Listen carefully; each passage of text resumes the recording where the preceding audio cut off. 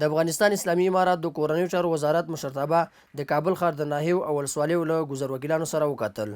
په دې کتنه کې د مقام دفتر لوی رئیس مولوي زین الله عابر د ګذر وکیلانو ستونزې واورېدې او اندېښنې ورسره شریکې کړې او ډاډ یې ورکړ چې کورنیو چارو وزارت د ټولو افغانانو د ستونزو د حل کور دی او افغان ولس کولی شي خپلې ستونزې پرته له کوم خنډ او ځنډ سره له موږ سره شریکې کړي.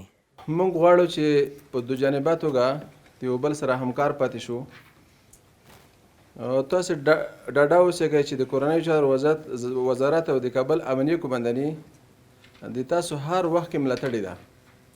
تاسو نه به ملاتړ کوي، د تاسو سره به همکاره وي، ځکه تاسو د کورنیو چارو وزارت او د امنیه قومنداني سره همکار یې، د دوی به د تاسو سره هر وخت همکار وي.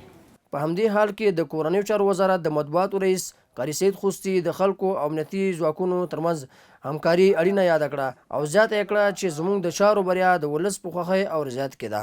په کورنیو چارو وزارت کې تاسو ته بیا هم هرکلی وایم، د کورنیو چارو وزارت دروازې ستاسې په مخ خلاصې دي، دلته تاسې هر وخت راتلی شئ. موږ تاسې د ملت نه یو، تاسې د موږ نه یئ. موږ کوشش کوو چې دا اړیکه مو د ولس سره نوره هم نږدې شي. هر وخت به تاسې دلته راځئ، موږ سره به خپلې ستونزې مشکلات شریکوئ. د غونډې په پای کې د کورنیو چارو د وزیر ستر یاور مولوي عبدالرحیم ثاقب هم پر ورورولۍ او په یووالي ټینګار وکړ او ویې ویل چې د هیواد ټول اتباع یو شان حقوق لري او اسلامي امارات یې د حقوقو ورکړې ته ژمن دی. په هغه وخت کې به موږ تاسې ډېر موفق یو که په یو ملي روحیه باندې ټول د دې وطن او د دې خپل ښار، د دې ښایسته ښار چې کابل ښار ده، تاریخي ښار ده، هغه خپلې ټولې هلې ځلې سره شریکې کړو. فعلا امارات اسلامی که آمده این جای بسیار خوشی است بر ما. باید ما نمازهای شکرانه بخوانیم که امنیت آمده الحمدلله.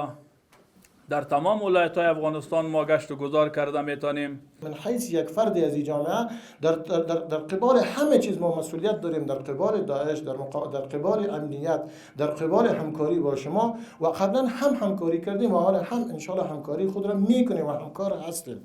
د غونډې په پای کې پر راغلو وکیل ګذرانو، شورا مشرانو او محاورو د یاد وزارت مسؤلینو له لورې ډالۍ هم وویشل شوې.